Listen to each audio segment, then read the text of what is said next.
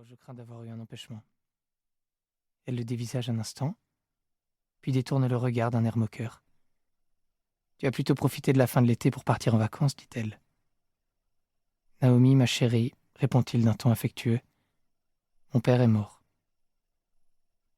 Stupéfaite, elle se retourne vers lui en disant Ton. Puis elle sombre dans le silence. Mon Dieu, putain, Peter, je suis vraiment désolé. Je peux m'asseoir? Il s'installe sur le lit. Mon Dieu, répète-t-elle, puis ça va? Je crois, ouais.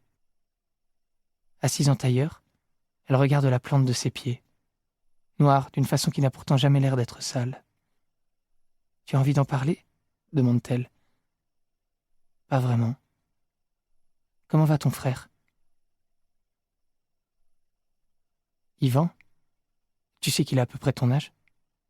Ouais, tu me l'as dit. Tu as dit que tu voulais nous présenter, il va bien?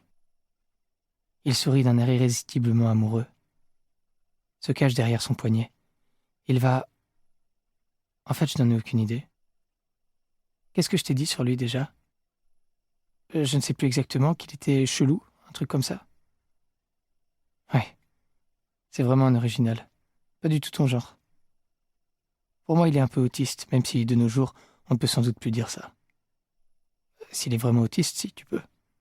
Enfin, pas au sens clinique du terme. En tout cas, c'est un génie des échecs. Peter s'allonge sur le lit et observe le plafond. Ça ne te dérange pas, si? Demande-t-il. De toute façon, je dois bientôt partir. En dehors de son champ de vision, la bouche de Naomi prononce « pas de souci ». Un silence. Il joue avec l'entrejambe de son jogging. Elle s'allonge près de lui, chaude, son haleine chaude, avec une odeur de café et d'autre chose. Ses seins chauds sous son petit haut en cachemire.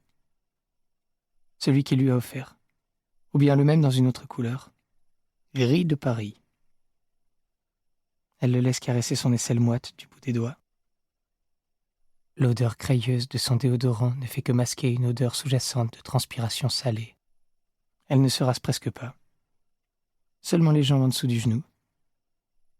Il lui a un jour dit qu'à son époque, les étudiantes s'épilaient le maillot. Elle a éclaté de rire. Elle lui a demandé s'il cherchait à la faire culpabiliser. Pas du tout, avait-il répondu. Mais c'est une évolution intéressante de la culture sexuelle. Elle se moque de tout. Ça a l'air d'avoir été vraiment intense ces années, du tigre celtique. Mais bon, ça te plaît. Et c'est vrai que ça lui plaît. Il y a quelque chose de sensuel dans son insouciance. Ses pieds froids. La plante toujours noire à force de se promener à moitié dévêtue dans ce taudis, un joint à la main, le téléphone sur haut-parleur. Elle dit, tout bas maintenant, « Je suis vraiment désolée. » Il glisse ses doigts sous le cachemire. Ses yeux se ferment.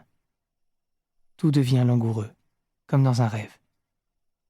Sous ses mains, cette peau qu'il ne voit pas, sa texture douce et dufteuse, presque du velours. Il lui demande ce qu'elle a fait en son absence. Pas de réponse. Il rouvre les yeux et croise son regard. « Écoute, dit-elle, je me sens bête de te dire ça, mais il s'est passé un truc il y a quelques semaines. Genre j'avais besoin d'acheter des livres pour la fac, il me fallait de l'argent, mais rien de dingue. » Il hoche lentement la tête. « D'accord, je vois. Si j'avais su, j'aurais pu t'aider. » « Ouais, mais ce n'est pas comme si tu répondais à mes messages. » Avec un sourire peiné. « Désolé, je ne savais pas pour ton père, évidemment. Ne t'en fais pas. Je ne savais pas que tu avais besoin d'argent, évidemment. » Il s'observe quelques instants d'un air gêné, énervé, coupable. Puis elle se met sur le dos. « Mais pas de souci, dit-elle. Je n'ai même pas eu à faire quoi que ce soit. J'ai utilisé des vieilles photos. » Son corps, tout à coup, là, est lourd. Il ferme les yeux. Sans doute l'un de ces types qui commandent chacun de ses postes. Emoji du singe qui se cache les yeux. Ou alors un pauvre type marié qui possède une carte de crédit dont sa femme ignore tout. « C'est vraiment nul pour ton père, dit-elle. C'était quand l'enterrement ? » la semaine dernière. Pour continuer à écouter ce livre audio gratuitement, cliquez sur le lien dans la description et vous pourrez l'écouter en entier sans frais grâce à l'essai de 30 jours d'Audible.